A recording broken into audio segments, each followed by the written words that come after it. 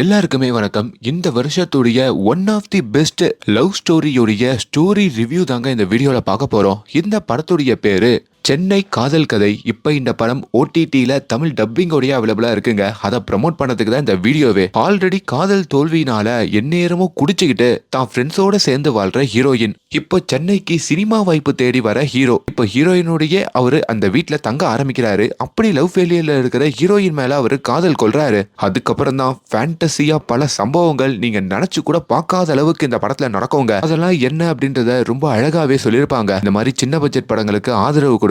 கட்டாயம் ஓடிடில பாருங்க. இப்ப இந்த கதையில என்ன இருக்குன்றத ஷார்ட்டா பாத்துடலாம். இன்னும் லைக் கொடுக்கலனா ஒரு சின்ன லைக்கோட கண்டினியூ பண்ணுங்க. நீங்க இப்ப பாத்துட்டு இருக்கிறது நம்மளுடைய பிலிம் பை. ஆரம்பத்திலேயே ஹீரோயினை காமிக்கிறாங்க. நம்ம ஹீரோயின் ரொம்ப அழுதுகிட்டே ஒரு ட்ரெயின்ல சென்னை வந்துகிட்டு இருக்காங்க. அவங்களுடைய பேரு நிவேதா. எல்லாரும் செல்லமா நிவி அப்படின்ற மாதிரி கூப்பிடுவாங்க. என்னன்னு பார்த்தா நம்ம ஹீரோயினுக்கு சில நாட்களுக்கு முன்னாடி திருமணம் நிச்சயிக்கப்பட்டிருக்கோங்க. அப்படி அவங்க திருமணத்தை அன்று ஒரு நடக்கக்கூடாத பயங்கரமான சம்பவம் நடந்திருக்கும். அவங்க காதல் மேரேஜ் பண்ணலாம் அப்படின்ற மாதிரி தான் போயிருப்பாங்க. இப்ப மணமேடையில வந்து அந்த கனவோட உட்காந்து தான் காதலனுக்காக வெயிட் பண்ணிட்டு இருக்கும் போதோ அந்த இடத்துல அந்த காதலனுடைய அப்பா வராரு. தலை குடிஞ்சு போய் என் பையனுக்கு இந்த திருமணத்துல இஷ்டம் இல்லையா, அதனால அவன் இந்த ஊரை விட்டு ஓடிட்டான் அப்படின்ற மாதிரியும் சொல்றாரு. இது ஹீரோயினுக்குமே என்னடா இது, லவ் பண்ணி தானே நம்ம மேரேஜ் பண்ணிக்கிறோம், நம்மளையே தூக்கி எறிஞ்சிட்டு போறானான்ற மாதிரி அதை நம்ப முடியல. இப்ப நேரா தான் காதலன் எங்க இருக்கான் அப்படின்ற மாதிரி கேட்டுட்டு அங்க ஒரு ரயில்வே ஸ்டேஷன்ல இருக்கிறத தெரிஞ்சு அந்த ரயில்வே ஸ்டேஷனுக்கும் ஹீரோயின் வராங்க. அங்கதான் தான் காதலனான அஜய் அவங்க பாக்குறாங்க. அவன் பெட்டி படுக்கையோட உட்காந்து இருக்கத பார்த்து ஹீரோயினுக்கும் ஒன்னும் புரியல. சேர்ந்து வாழலான்னு சொன்னேன், கண்மூடித்தனமா காதலிச்சோம், ஆனா திடீர்னு எதுக்கு இப்படி ஓடுற அப்படின்ற மாதிரி கேட்க, இல்ல என்னால உன் கூட வாழ முடியுமான்னு தெரியல, நான் பெங்களூர்ல வேற வேலை பாக்குறேன்ல அப்படின்ற மாதிரி அங்க அந்த அஜய் சொல்றாரு. கல்யாணம் பண்ணிட்டு ரெண்டு பேருமே பெங்களூர் போயிடலாம் தானே நான் சொன்னேன். அப்படி இல்லைனா கூட லாங் டிஸ்டன்ஸ் ரிலேஷன்ஷிப்ல இருக்கலாம் அப்படின்ற மாதிரி பிளான் பண்ணுமே, அது எதுவுமே உனக்கு பிடிக்கலையான்னு கேட்க, இல்ல நான் பெங்களூர்ல புதுசா வேலைக்கு சேர்ந்த கம்பெனில ஒரு பொண்ணு எனக்கு ரொம்ப பிடிச்சிருக்கு, அந்த பொண்ணோட தான் இப்போ ரிலேஷன்ஷிப்ல இருக்கேன், அவளை என்னால விட்டு கொடுக்க முடியல, அதனால நம்ம பிரேக்கப் பண்ணிக்கலாம், இந்த கல்யாணமும் எனக்கு செட் ஆகாது அப்படின்ற மாதிரி அவர் சொல்றாரு. இதுல ஹீரோயின் சுக்குநூறா உடஞ்சு போறாங்க. அவங்களுக்கு அங்க என்ன பதில் சொல்றதுன்னு ஒண்ணும் புரியலைங்க. இப்படி இவனை நம்பிதானே நம்ம காதலிச்சோம், இப்படி ஒரு பதில சொல்றானே, அப்ப நம்ம காதல் அவ்வளவுதானா, என்னடா இது அப்படின்ற மாதிரி உடஞ்சு போறாங்க. அங்க அந்த அஜயோடைய கையை பிடிச்சோம், என்னை விட்டுட்டு போயிடாத, இன்னொருத்தங்க என் வாழ்க்கையில வர மாதிரி என்னால இமேஜின் கூட பண்ண முடியலன்ற மாதிரிலாம் கெஞ்சுறாங்க. ஆனா அஜயோ எனக்கு ட்ரெயினுக்கு டைம் ஆயிடுச்சுன்னு சொல்லிட்டு அந்த ட்ரெயினை பிடிச்சி அவர் பெங்களூருக்கு கிளம்ப. இதுலதான் ஹீரோயின் உடஞ்சு போயிருப்பாங்க. அப்படி திருமணம்லாம் நின்னதுக்கு அப்புறம் ஒரு மாதிரி ஒரு ஓரத்துல உக்காந்துருப்பாங்க. ஹீரோயினுடைய அம்மாக்கும் அப்பாக்கும் இது பெரிய வருத்தத்தை ஏற்பட்டிருக்கும். அப்பதான் ஹீரோயினோட நண்பர்கள்லாம் இருக்காங்க பாத்தீங்களா, அவங்க எல்லாருமே சென்னையில வேலை பார்க்கறதாகவும் கொஞ்ச நாள் நம்ம கூட ஹீரோயினை கூட்டிட்டு போறோம், அப்படி கூட்டிட்டு போனா அவ கொஞ்சம் ரிலாக்ஸா இருப்பா அப்படின்ற மாதிரிலாம் அவங்க அப்பா அம்மா கிட்ட சொல்றாங்க. இப்போ ஹீரோயினுடைய அப்பா அம்மா கன்வின்ஸ் பண்ணி நம்ம ஹீரோயினா அவங்க ஃப்ரெண்ட்ஸோட அனுப்ப. சோ அப்படிதான் நம்ம ஹீரோயின் இப்போ அந்த ட்ரெயின்ல வந்துட்டு இருக்கிற மாதிரி காட்டுறாங்க. அவங்க ட்ரெயின்ல வரும்போதோ அவங்களுக்கு அவங்க காதலனுடைய நினைப்பு அதிகமா வந்துகிட்டே இருக்குங்க. அவங்களாலையும் மறக்க முடியல. அப்பதான் அதே ட்ரெயின்ல பாத்ரூம் பக்கம் போகும்போதோ ஒரு குடிகாரர் உட்காந்து குடிச்சுக்கிட்டு தான் காதலிய பத்தி நினைச்சிட்டு இருக்காருங்க. அதையும் அங்க ஹீரோயின் பாக்குறாங்க. அவங்களுக்கோ இப்படி குடிச்சா காதலை மறந்துடலாமா அப்படின்ற ஒரு தவறான எண்ணம் வருதுங்க. அதுல அவங்க குடிப்பழக்கத்தை ஆளாகிறாங்க, குடிக்கவும் ஆரம்பிக்கிறாங்க. இப்போ ஹீரோயின் ரொம்ப மனசுடைஞ்சு போய் தான் தன்னுடைய வீட்டுக்கு திரும்புறாங்க. அப்படி அந்த இடத்துல ஹீரோயினுடைய நண்பர்கள் எல்லாருமே வந்து அவங்களுக்குன்னு ஒரு ரூமை கொடுத்து நீங்க கொஞ்சம் ரிலாக்ஸ் ஆகிரு அப்படின்ற மாதிரி அவங்க கிட்ட சொல்ல, இப்போ அவங்க வந்த உடனேயே அங்க ஒரு மீன் வேற செத்து போய் கிடக்குங்க. அதையும் அவங்க ஃப்ரெண்டு கிளியர் பண்றாங்க. சரி ரூமுக்குள்ளேயே அடைஞ்சு எவ்வளவு நாள் தான் இருக்கிறதுன்னு சொல்லி இப்போ நம்ம ஹீரோயினை கூப்பிட்டுக்கிட்டு அவங்க மெரினா பீச்சுக்கு வராங்க. அந்த இடத்துல இவங்க எல்லாரும் ஒன்னா உட்காந்து சாப்பிட்டுக்கிட்டு இருக்க. ஆனா ஹீரோயினுக்கு மட்டும் குடிக்கணும் அப்படின்ற ஒரு எண்ணம் வருதுங்க.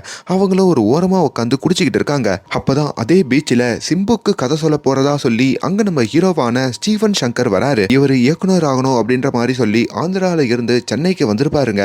ஏன்னா இவர் எழுதின கதையில தமிழ்நாட்டுல தான் பணம் பண்ண முடியும், அவங்களுக்கு தான் எமோஷன் ஒர்க் ஆகும் அப்படின்ற மாதிரி சொல்லியிருப்பாரு. அதுக்காக அங்க வரவும் போறவங்க எல்லாருக்கிட்டையும் அவர் கதை சொல்லிக்கிட்டு இருக்காரு. இப்பயும் அங்க ரெண்டு குடிகாரர்கள் கிட்ட அவருக்கு அந்த கதையை சொல்லிக்கிட்டு இருக்க. அப்படி நம்ம ஹீரோவை அங்க இருக்கிற நம்ம ஹீரோயினுடைய ஃப்ரெண்ட்ஸ் கேங் இருக்காங்க பாத்தீங்களா, அவங்க பாக்குறாங்க. தம்பி கொஞ்சம் இங்க வாப்பா அப்படின்ற மாதிரி சொல்லி நம்ம ஹீரோவையும் பக்கத்துல கூப்பிட்டு பேசுறாங்க.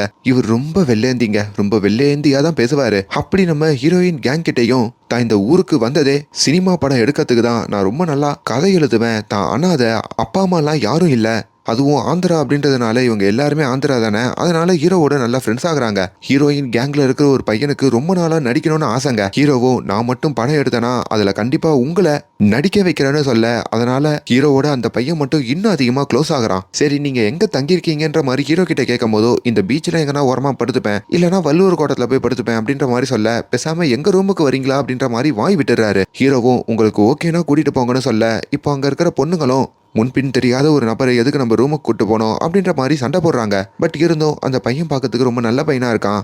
சினிமாவுக்கு வாய்ப்புக்காக வேற தேடிக்கிட்டு இருக்கான். கிடைச்சதுன்னா நம்மள வேற நடிக்க வைப்பான்னு சொல்லி அந்த இடத்துல ஹீரோவை கூட்டிட்டு போறதுக்கும் சம்மதிக்கிறாங்க. அப்பதான் அந்த ரணகலத்துல நம்ம ஹீரோ அங்க அமைதியா உட்காந்து குடிச்சிட்டு இருக்கிற ஹீரோயினையும் பாப்பாரு. இவங்க யாரு வந்ததுல இருந்து குடிச்சிக்கிட்டு இருக்காங்க அப்படின்ற மாதிரி கேட்க, அவங்க அப்படிதான் சரி வாங்க ரூமுக்கு போவோம்னு சொல்லி இப்ப இவங்க எல்லாரும் அந்த ரூமுக்கு வராங்க. இப்ப நம்ம ஹீரோ அந்த ரூம்ல இருக்கிற சமயத்துல எல்லாரும் வேலைக்கு போயிடுவாங்கல்ல, இவருக்கு வேலை வெட்டிலாம் இல்ல. இவர மாதிரியே தான் ஹீரோயினும் குடிச்சு குடிச்சு வீட்லயே இருப்பாங்க. இப்ப அந்த வீட்டை பெருக்கிறது, கிளீன் பண்றது, அங்க இருக்கிற மீன் தொட்டியில மீனை புதுசா கொண்டு வந்து விடுறது, இப்படி பல விஷயங்களை நம்ம ஹீரோ பண்ணுவாரு. அதுக்கப்புறம் எப்ப பார்த்தாலும் வடபழனிக்கு அவர் கதையை கொண்டு போயிட்டு எதனா ப்ரொடியூசர் கிட்ட கதை சொல்லணுன்ற மாதிரி நிறைய வாய்ப்புகளையும் தேடுவாரு.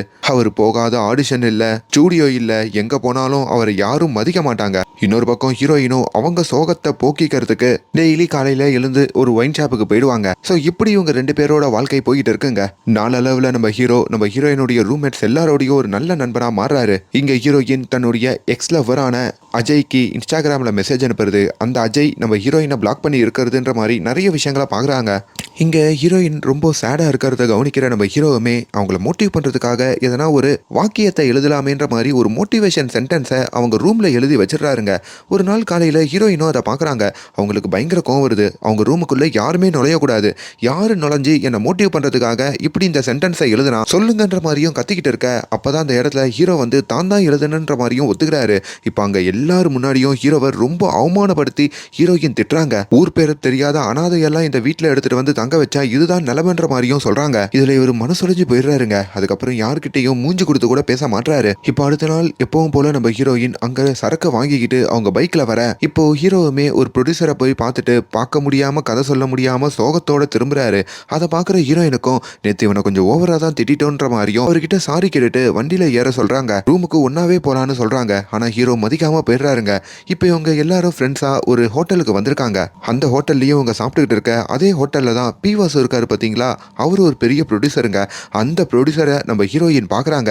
பார்த்ததுமே அவங்களுக்கு நம்ம ஹீரோ பத்தியான ஒரு நினைப்பு தாங்க வருது. உடனே அந்த ப்ரொடியூசர் கிட்ட வந்து நம்ம ஹீரோயின் உங்ககிட்ட ஒரு முக்கியமான விஷயத்தை பத்தி பேசணும் அப்படின்ற மாதிரி கேட்க, நான் ஒரு மீட்டிங்ல இருக்கேன் வெயிட் பண்ணு அப்படின்ற மாதிரி ஹீரோயினை வெயிட் பண்ண வைக்கிறாரு. கிட்டத்தட்ட 1 மணி நேரம் வரைக்கும் நம்ம ஹீரோயின் அங்க நின்னுகிட்டே இருக்க, அந்த டெடிகேஷனை பார்த்து அந்த ப்ரொடியூசரோ என்ன பிரச்சனைன்ற மாதிரி கேட்கும் போதோ, எனக்கு தெரிஞ்சு ஒரு மிக சிறந்த இயக்குனர் இருக்காரு சார், ஆந்திரால இருந்து வந்து தமிழ்நாட்டுல படம் பண்ணணும்னு தவிச்சுக்கிட்டு இருக்காரு, அவருக்கு நீங்க ஒரு வாய்ப்பு கொடுக்கணும் அப்படின்ற மாதிரியும் கேக்குறாங்க.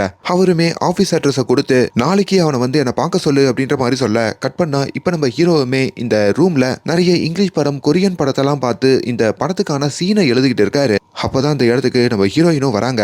இந்த ப்ரொடியூசருடைய அட்ரஸையும் ஹீரோ கிட்ட கொடுத்து என்னால முடிஞ்ச உதவியை உனக்கு நான் பண்றேன், இப்போ அந்த ப்ரொடியூசரை பாரு, உனக்கு ஒரு நல்ல வாழ்க்கை கிடைக்கும் அப்படின்ற மாதிரி சொன்னதும் ஹீரோக்கு ஒரு மாதிரி எமோஷனல் ஆயிடுதுங்க. இப்போ அடுத்த நாளுமே நம்ம ஹீரோ அந்த ப்ரொடியூசருடைய ஆபீஸுக்கு போறாரு. அங்க போனா ஏசி போட்டிருக்காங்க.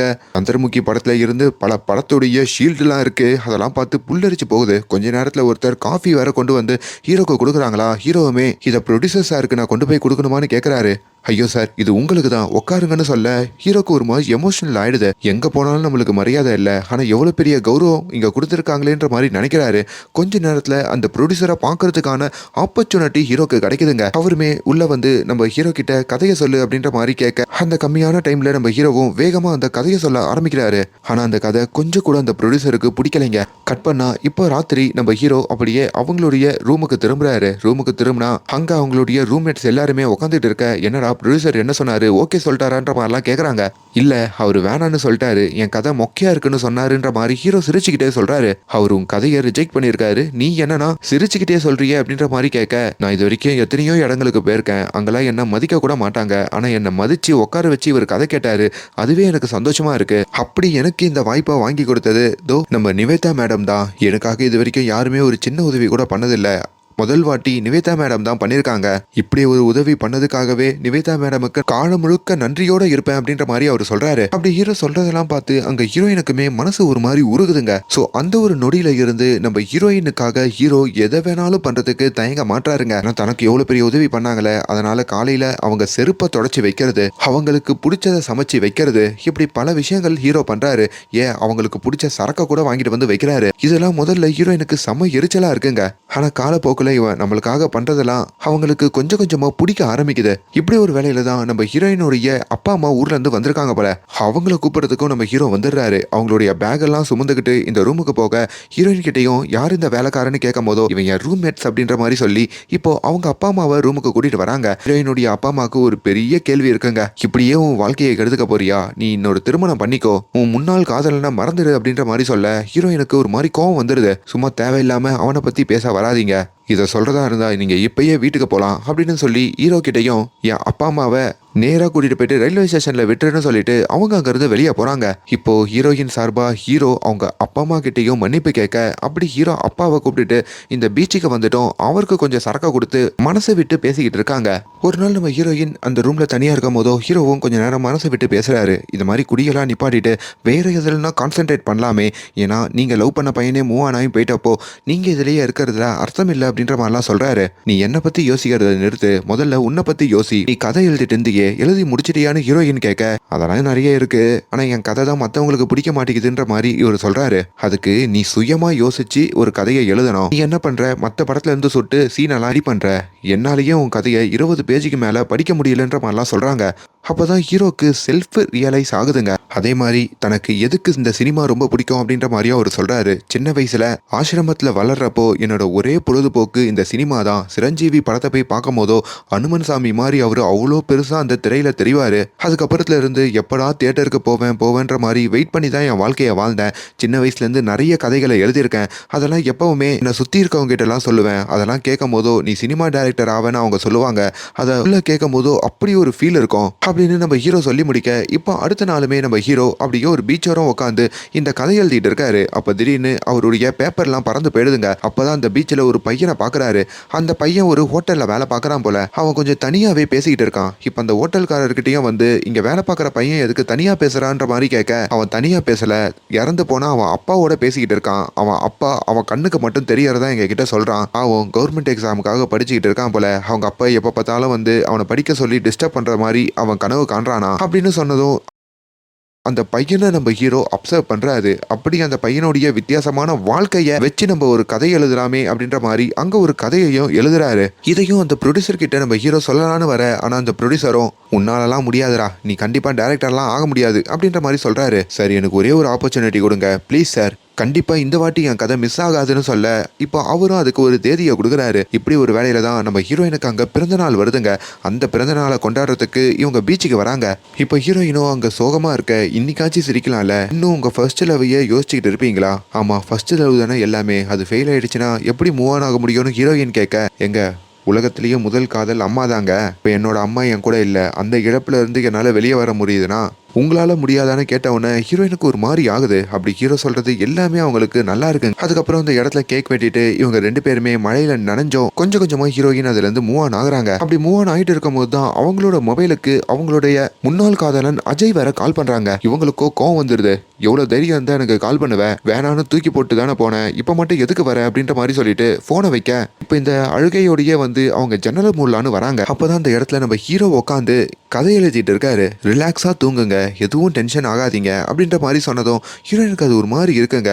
அவங்க ஜன்னலை மூடாம ஹீரோவை பார்த்துக்கிட்டே அந்த ராத்திரி தூங்குறாங்க. இப்ப ஹீரோ அடுத்த நாளுமே அந்த ப்ரொடியூசர் கிட்ட வந்து கதை சொல்லலான்னு வராருங்க. அந்த கதை இவருக்கு ரொம்ப பிடிச்சிருக்கு, நான் ஒரு பெரிய ஹீரோ சொல்றேன், அந்த ஹீரோக்கு போய் அந்த கதை சொல்லுவோம், கண்டிப்பா இது ஒரு படமா பண்ணுவோன்ற மாதிரியும் சம்மதிக்க இப்ப நம்ம ஹீரோ அந்த சந்தோஷத்தோட மெரினா பீச்சுக்கு வந்து அங்க இருக்கிற கடல்ல விழுந்து அதை கொண்டாட செய்யறாரு. உடனே ஹீரோயினுக்கும் மெசேஜ் பண்றாரு தனக்கு ப்ரொடியூசர் ஓகே சொல்லிட்டாருன்ட்டு.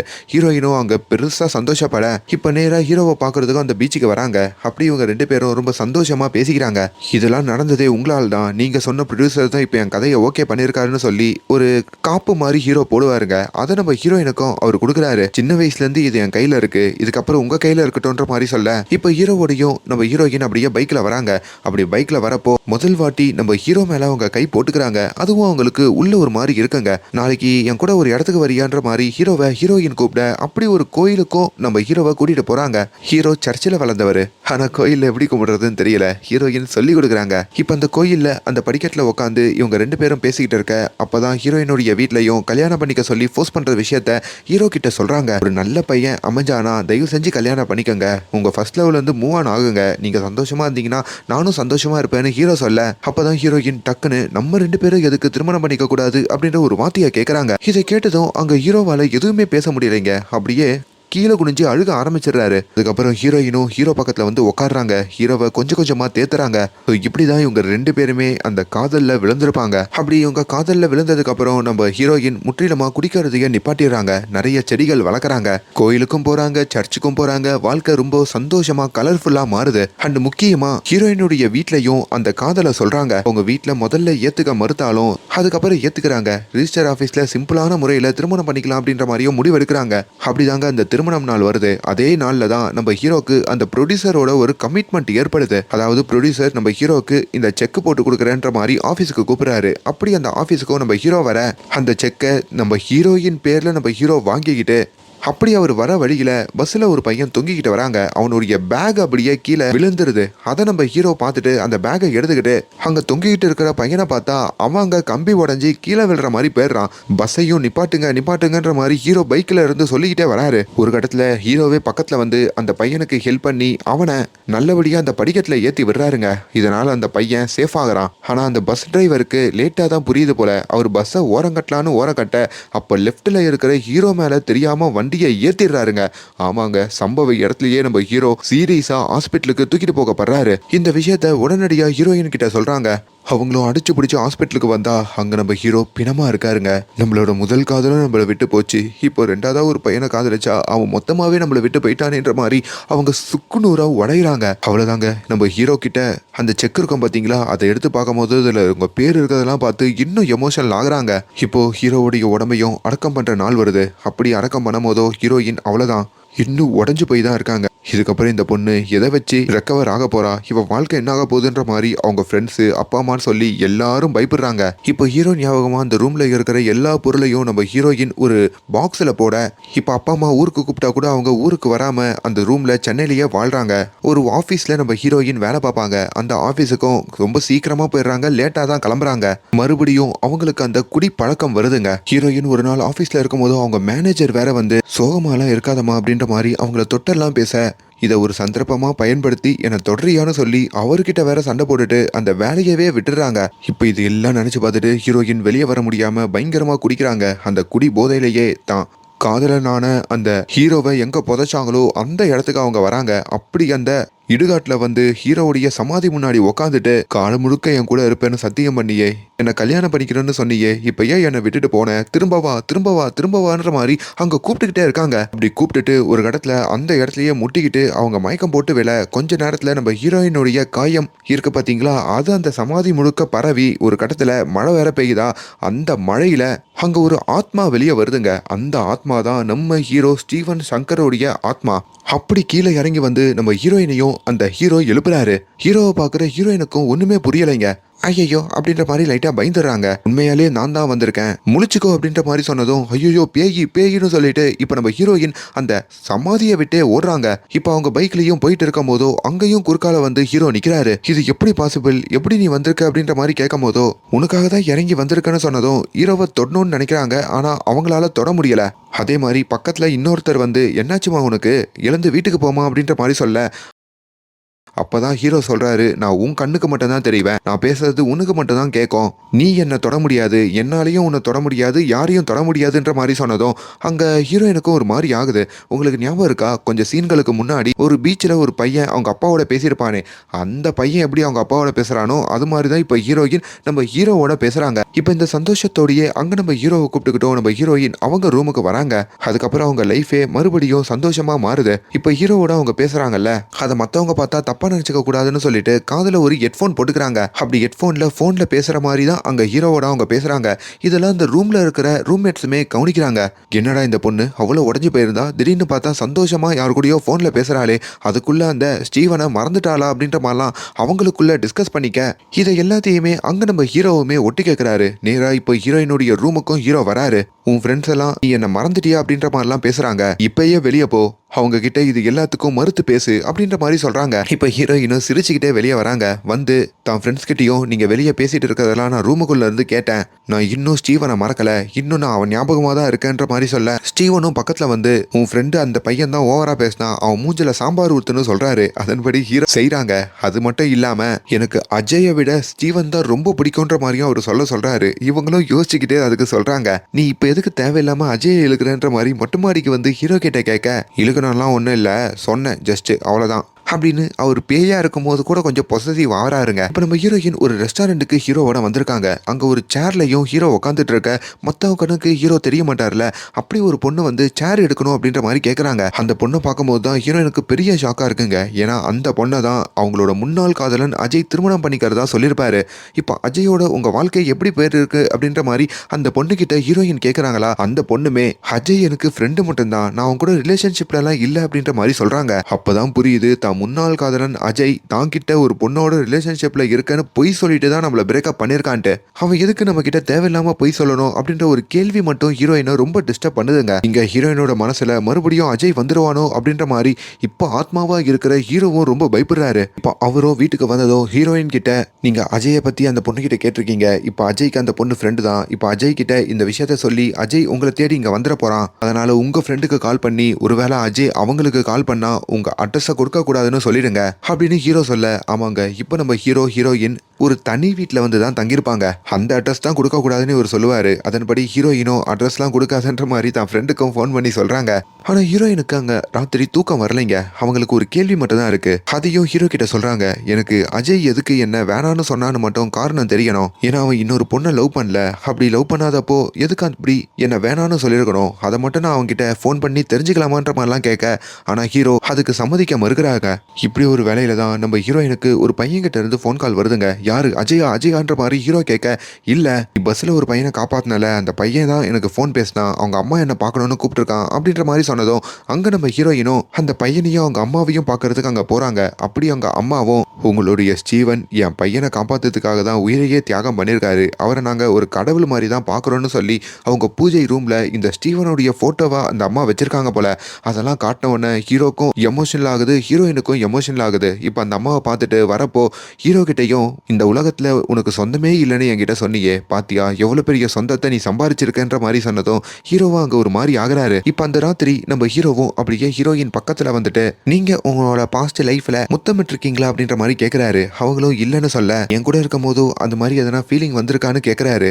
அவங்களும் ஆமான்னு சொல்ல, எனக்கு இப்ப கூட அந்த ஃபீலிங் இருக்கு, உன் பக்கத்துல வரணும், உன்னை கட்டி பிடிச்சிக்கணும், முத்தமிடணுன்ற மாதிரி, ஆனா அது முடியாதே அப்படின்ற மாதிரி அவங்க சொல்றாங்க. ஹீரோவும் பக்கத்துல வந்து ட்ரை பண்ணலாம்னு நினைக்கிறாரு. ஆனா ஆத்மாவா இருக்கிறதுனால அவரால் அங்க முடியலைங்க. இப்போ ஹீரோவும் அந்த இடத்துல நம்ம ஹீரோயின் கிட்ட, சரி உங்களுக்கு உங்க எக்ஸ் லவர் எதுக்கு விட்டுட்டு போனான்ற மாதிரி காரணம் தெரியணும் தானே யோசிச்சிங்க, நீங்க அவனுக்கு கால் பண்ணியே அந்த காரணத்தை கேட்டுருங்க, ஆனா அந்த காரணம் கேட்டதுக்கு அப்புறம் அவன் கூட பேசக்கூடாது பழகக்கூடாது ஓகேவான்னு கேட்க, ஹீரோயினும் ஓகே அப்படின்னு சொல்லிட்டு இப்போ அஜய்க்கும் கால் பண்றாங்க. காரணத்தை கேட்பாங்கன்னு பார்த்தா அஜயோட மீட் பண்றதுக்கு அங்க ஒரு மீட்டிங்கையே ஏற்பாடு பண்ணிடுறாங்க. இதுவும் ஹீரோக்கு பயங்கர எரிச்சல் ஆகுது. இல்ல அவன் தான் நேர்ல மீட் பண்ணி என்ன காரணம்னு சொல்றேன்னு சொன்னா, போயிட்டு வந்துடுறேனே அப்படின்ற மாதிரி ஹீரோ கிட்டையும் ஹீரோயின் பர்மிஷன் கேட்க, இப்போ அஜயை பார்க்கறதுக்கும் ஹீரோயின் வராங்க. அந்த காஃபி கடையிலையும் அஜய் கிட்ட எதுக்காக என்ன விட்டுட்டு போன அப்படின்ற மாதிரி ஹீரோயின் கேட்க, அப்பதான் அவரும், எனக்கு அந்த நேரத்துல குழப்பமா இருந்தது, என் கெரியர் முக்கியமா, ரொம்ப சீக்கிரமா கல்யாணம் பண்ணிக்கிறோமா, வயசு கம்மியா இருக்கே அப்படின்ற மாதிரி நிறைய விதமான உணர்வுகள், எனக்கு இப்போதைக்கு திருமணம் வேணாம் அப்படின்ற மாதிரி தோணுச்சு, ஆனா அதை சொன்னா நீ ஏத்துக்க மாட்டேன், அதனால தான் நான் அப்படி ஒரு காரணத்தை சொன்னேன். அதுக்கப்புறம் நான் பெங்களூருக்கு போய் தான் உன்னை ரொம்ப மிஸ் பண்ண ஆரம்பிச்சேன். அப்பதான் நடுவில் கூட கால் பண்ணி உண்மையான காரணத்தை நான் சொல்ல வந்தேன், ஆனா அதை நீ கேட்காம அப்பையும் போனை வச்சுட்ட. அதுக்கப்புறம் உன்னை கான்டாக்ட் காண்டாக்ட் பண்ண நிறைய ட்ரை பண்ணேன். அப்பதான் ஒரு கட்டத்துல நீ என்னோட லைஃப்ல இருந்து மூவ் ஆன் ஆகிட்ட. இப்போ ஸ்டீவன் ஒருத்தனை காதலிக்கிறன்ற விஷயம்லாம் உன் ஃப்ரெண்டு சொல்லி கேள்விப்பட்டேன். ஒரு கட்டத்துல அந்த ஸ்டீவனும் போய் சேர்ந்த விஷயத்த நான் கேள்விப்பட்டேன். அதுக்கப்புறம் உன் லைஃப்ல வந்தா உன்னை குழப்பற மாதிரி ஆயிடும்னு சொல்லி தான் உன்னை டிஸ்டர்ப் பண்ணாம இருந்தேன். இப்போ கூட நீ வந்து கேட்டதுனால தான் இந்த காரணத்தை சொல்றேன்ற மாதிரி அஜய் சொல்றாரு. அதை கேட்டு ஹீரோயினுக்கு ஒரு மாதிரி ஆயிடுதுங்க. அவங்களும் ஒரு சோகத்தோடைய தன்னுடைய வீட்டுக்கு திரும்புறாங்க. வீட்டுல தான் நம்ம ஹீரோ இருக்காரு. அஜயோட மீட்டிங்லாம் முடிஞ்சுதா, என்ன சொன்னாருன்ற மாதிரி கேட்க, நீயும் அங்க வந்திருந்த அப்படின்றது எனக்கு தெரியும், நடிக்காதுன்ற மாதிரி அங்க ஹீரோயின் சொல்றாங்க. நான் அஜயோட பேசினேன், பழகினேன், ஆனா அவன்ல இருந்து மூவ் ஆன் ஆயிட்டேன். இப்போதைக்கு நீ தான் என் உலகம். இப்போ ஆத்மாவா இருந்தாலும் நான் உன்னை மட்டும் தான் காதலிக்கிறேன், போதுமா அப்படின்ற மாதிரி ஹீரோ கிட்ட சொன்னதும் தான் அவருக்கு அங்க நிம்மதியே வருதுங்க. இப்போ கொஞ்ச நேரத்துல ஹீரோயின் இன்னொரு குண்டை தூக்கி ஹீரோ கிட்ட போறாங்க. அதாவது என்னன்னா, அவங்களுக்கு இப்போ ஒரு புது வேலை கிடைச்சிருக்கான். அது அவங்க எக்ஸ்ல ஒரு இருக்கிற அஜயோடைய கம்பெனிலையா. அது சொன்னதும் ஹீரோக்கு கோவம் வருது. அதெல்லாம் ஒன்றும் போக வேணாம், இங்கேயே இருங்க அப்படின்ற மாதிரி சொல்ல, நீ எதுக்கு இப்போ என்னை கண்ட்ரோல் பண்ணுற, நான் ஜஸ்ட் அவனோட ஹாய் பாய் அப்படின்ற ஒரு ஃப்ரெண்டாக தான் அந்த ஆஃபீஸில் கூட பழகுவேன் அப்படின்ற மாதிரி சொல்லிட்டு இப்போ அந்த இன்டர்வியூக்கும் போகிறாங்க. செலக்டும் ஆகுறாங்க. அந்த ஆஃபீஸில் ஹீரோ கண்ணு முன்னாடியே அவங்க எக்ஸ் லவரான அஜயோடையும் அவங்க பேசுகிறாங்க. இதெல்லாம் ஸ்டீவனுக்கு சுத்தமாக பிடிக்கலைங்க. அவரும் கோச்சிக்கிட்டு ஒரு ஓரமாக வந்து நிற்கிறாரு. ஸ்டீவன் என்னை மன்னிச்சிடு, என்னால் வேலை பார்க்காம இருக்க முடியாதுல்ல, அதனால தான் இப்படி வந்தேன் அப்படின்ற மாதிரிலாம் அங்கே சொல்லி ஸ்டீவன் கிட்டேயும் சமாதானப்படுத்திட்டு இருக்காங்க. இப்படி ஒரு வேலையில தான் நம்ம ஹீரோ ஸ்டீவனை ஹீரோயின் ஒரு தியேட்டருக்கு கூட்டிட்டு வராங்க. உனக்கு இங்க ஒரு சர்ப்ரைஸ் காத்திருக்குன்னு சொல்லிட்டு அந்த இடத்துல ஒரு படத்தை போடுறாங்க. அது ஒரு ப்ரிவியூ ஷோங்க. அந்த படம் என்னன்னா, நம்ம ஹீரோ ஒரு படம் எடுக்கிறதா சொல்லி அட்வான்ஸ்லாம் வாங்கியிருப்பாரு பார்த்தீங்களா, அந்த படத்தை இப்போ இன்னொரு டேரக்டர் எடுத்திருப்பாரு. ரிட்டன் பை ஹீரோவுடைய பேரை அங்கே போட்டிருப்பாங்க. அதை ஹீரோ கிட்ட காமிச்சதும் அவர் எமோஷனல் ஆகுறாரு. இந்த மூமெண்ட்டுக்கு தான் நீ வெயிட் பண்ணுன்னு தெரியும், இதுக்கு தான் நான் எவ்வளோ சர்ப்ரைஸ் பண்ணேன்னு சொல்லிட்டு இப்போ ஹீரோவை அந்த மூமெண்ட்டை என்ஜாய் பண்ண வைக்க, ஹீரோவும் அதை பார்த்து ரொம்ப எமோஷனல் ஆகி அப்படியே கண்ணீர் விட்டு அழுகுறாருங்க. அது மட்டும் இல்லாமல் இப்போ அந்த ப்ரொடியூசர் வேற அங்கே கூப்பிட்டு ஹீரோயின் கிட்ட கொஞ்சம் காசு கொடுக்குறாரு. ஏன்னு கேட்டதுக்கு, நான் இன்னைக்கு அவனுக்கு அட்வான்ஸ் தான் கொடுத்தேன், இதுதான் ஃபுல் அமௌண்ட் அப்படின்ற மாதிரி கொடுத்து நம்ம ஹீரோயினை வச்சுக்க சொல்ல, இப்போ ஹீரோயினும் நம்ம ஹீரோ கிட்ட இப்போ இந்த காசை வச்சு என்ன பண்றதுன்ற மாதிரி கேட்கும் போதோ நேரா அவர் ஒரு டைமண்ட் கடை ஹீரோயினை கூட்டிட்டு வராரு. அப்படி உங்களுக்கு பிடிச்ச ஒரு நெக்லஸை நான் வாங்கி கொடுக்கறதா சொல்லி அங்க அந்த நெக்லஸை வாங்கி கொடுக்க, ஹீரோயினுக்கும் அது ரொம்ப பிடிச்சிருக்குங்க. இதை நான் முன்னவே உங்களுக்கு வாங்கி கொடுக்கணும்னு நினைச்சேன், ஆனா இப்பதான் முடியுதுன்ற மாதிரி அங்க ஹீரோ சொல்றாரு. இன்னொரு கடத்துல மீதி இருக்கிற காசை இந்த நான் கதையை எழுதுறதுக்கு காரணமா இருந்த அந்த பையன் கிட்ட போய் கொடுப்போன்ற மாதிரி ஒரு பையன் கூட அவங்க அப்பா கூட பேசிட்டு இருப்பான் பாத்தீங்களா, அந்த பையனை பார்க்கறதுக்கு அந்த பீச்சுக்கு வராங்க. அப்படி அந்த பையனையும் ஹீரோவும் ஹீரோயினும் பார்க்க, ஆனால் இப்போ அந்த பையன் அவங்க அப்பாவோட பேசிக்கிட்டுலாம் இல்லைங்க. அவன் படிப்பெல்லாம் முடிச்சுட்டு ஒரு எக்ஸாமில் பாஸ் ஆகி கவர்மெண்ட் வேலைக்கு போக போகிறதா அந்த ஹோட்டல்காரர் சொல்கிறாரு. அப்போது ஹீரோக்கு ஒரு பயம் வருது. நம்ம ஹீரோயின் கிட்டேயும் வந்து இப்போ எதுக்கு அந்த பையன் அவங்க அப்பாவோட பேசுறது இல்லைன்ற மாதிரி அந்த ஹோட்டல்காரர்கிட்ட கேளுங்கன்ற மாதிரி சொல்ல, இப்போ அவங்களும் வந்து அந்த ஹோட்டல்காரர்கிட்ட கேட்கும் போது தான் அந்த பையனுக்கு எப்போ வேலை கிடைச்சதோ அவங்க அப்பா அவங்க கண்ணுக்கு தெரியறதில்ல, அவன் அமைதியாக தான் இருக்கான் அப்படின்ற மாதிரி சொல்கிறாரு. ஏன்னு கேட்டதுக்கு, அவங்க அப்பா மேபி அவன் பையனை கவர்மெண்ட் எக்ஸாமில் பாஸ் ஆகி ஒரு கவர்மெண்ட் வேலையை அடையறத பார்க்கணுன்ற மாதிரி தான் ஆசைப்பட்டிருக்காரு போல. அதனால தான் ஆத்மாவா கண்ணுக்கு தெரிஞ்சிருக்காரு. அது பண்ண உடனே அவளோட ஆத்மா நிறைவேறி அப்படியே சொர்க்கத்துக்கு போயிருக்கோம். அதனால தான் இப்போ அவன் கண்ணுக்கு தெரியறது இல்லைன்ற மாதிரி சொன்னதும் அங்கே நம்ம ஹீரோக்கு பயம் வருது. இப்போ ஹீரோயினும் இதெல்லாம் பார்த்துட்டு சிரிக்க தாங்க செய்கிறாங்க. என்னடா ரொம்ப பயப்படுறியா, எங்க அந்த பையனோட அப்பா காண மாதிரி உனக்கும் ஆயிடும்ட்டு. அந்த அப்பா அது மாதிரி ஆசைப்பட்டிருக்காரு, ஆனால் நீ எதை ஆசைப்பட்டிருக்கன்னு எனக்கு தெரியும். காலம் முழுக்க என் கூட இருக்கணும் தானே நீ ஆசைப்பட்ட, அப்படி காலம் முழுக்க நீ என் கூட ஆத்மாவை தான் இருப்ப, என்னை விட்டு பிரிய மாட்ட அப்படின்ற மாதிரியும் அங்க அவங்க சொல்றாங்க. அப்படி சொல்லிக்கிட்டே இருக்கும் போது தான் யாரோ காலிங் பெல் அடிக்கிற சவுண்ட் அங்க கேக்குதுங்க. யாரு அப்படின்ற மாதிரி போய் பார்த்தா அங்க இந்த அஜய் வந்து நிக்கிறாருங்க. இதுவும் ஹீரோக்கு பெரிய எரிச்சலை ஏற்படுத்துது. இந்த அஜய் எதுக்கு உன் வீட்டுக்கு தேடி வரான், எனக்கு இதெல்லாம் சுத்தமா பிடிக்கலன்ற மாதிரி மறுபடியும் மூஞ்ச தூக்கி வச்சுக்கிறாரு. மழை வேற பெஞ்சிட்டு இருக்கிறதுனால இப்போ அஜயும் ஹீரோயினுடைய வீட்டுக்கு வந்துட்டு அப்படியே ஹீரோயினோட உட்காந்து அவன் சாப்பிட ஆரம்பிக்கிறான். ஹீரோவும் எப்படா இந்த அஜய் போவா அப்படின்ற மாதிரி பக்கத்துல உட்காந்து பார்த்துக்கிட்டே இருக்க, அவனும் ஒரு கடத்துல கேப் போட்டு கிளம்புறதா சொல்லி ஹீரோயினை தூங்க சொல்றான். இப்போ ஹீரோயின் தூங்கிட்டு இருக்கும் போதோ ஹீரோயினுடைய ரூமுக்குள்ள அஜய் நுழையிறான். இப்போ ஹீரோயினுடைய ட்ரெஸ் கொஞ்சம் அட்ஜஸ்ட் ஆகி இருக்குங்க. அவன் பக்கத்துல போறத ஹீரோவும் பாக்குறாரு. ஐயோ ஏதோ தப்பு பண்ண போறான் போல இருக்கேன்ற மாதிரி பயப்பட, ஆனா அங்க அவங்க ட்ரெஸ்ஸை அட்ஜஸ்ட் பண்ணிட்டு போத்தி விட்டுட்டு அஜய் வெளியே வந்துடுறாருங்க. அப்பதான் அஜய் அவரோட போன்ல சில வீடியோஸ்லாம் பார்த்துட்டு இருக்காரு. அது என்னன்ற மாதிரி ஹீரோ எட்டி பார்த்தா அதுல நம்ம அஜயும் ஹீரோயினும் காதலிக்கிற சமயத்துல முத்தமிட்டு இருக்காங்க போல. அதை வீடியோ எடுத்து வச்சுதான் அவர் பார்த்துட்டு இருக்காரு. அதை பாக்குற ஹீரோக்குமே நெஞ்சு வலியே வந்துருதுங்க. அட பாவி அஜய், அநியாயமா என் ஆளை நீ முத்தமிட்டு இருக்கியே அப்படின்ற மாதிரி அவரால் அதை ஏத்துக்க முடியல. அஜயும் இப்ப கேபு கிடைச்சி அந்த இடத்துல இருந்து கிளம்ப இப்ப ஹீரோயினோட வீட்டுல இருந்து அவங்க அம்மா கால் பண்றாங்க. ஹீரோயினோட அம்மா ஹாஸ்பிட்டல்ல அட்மிட் ஆகப்பட்டிருக்காங்களாம். அர்ஜென்ட்டா ஊருக்கு வர சொல்றாங்க. ஹீரோயினும் வேக வேகமா கிளம்பிட்டு இப்போ ஹீரோவான ஸ்டீவன் கிட்டயே இந்த விஷயத்த சொல்ல, ஆனா ஸ்டீவன் முகம் கொடுத்து கூட பேச மாட்டாங்க. அப்பதான் என்னாச்சுன்னு கேட்கும் போதோ, நீ அந்த அஜய முத்தமிட்டியா அப்படின்ற மாதிரி அவர் வெளிப்படையா கேட்கிறாரு. ஐயோ, அதெல்லாம் லவ் பண்ற சமயத்துல இப்ப எதுக்கு அதை நோண்டிக்கிட்டு இருக்க? அப்ப ஏன் நம்ம லவ் பண்ற சமயத்துல என் கூட அப்படி ஒரு விஷயத்த பண்ணல? அப்போ அஜய் தான் என்ன விட உனக்கு ஸ்பெஷலா அப்படின்ற மாதிரி இப்ப கூட அதை வச்சு அவர் சண்டை போட்டுட்டு இருக்க.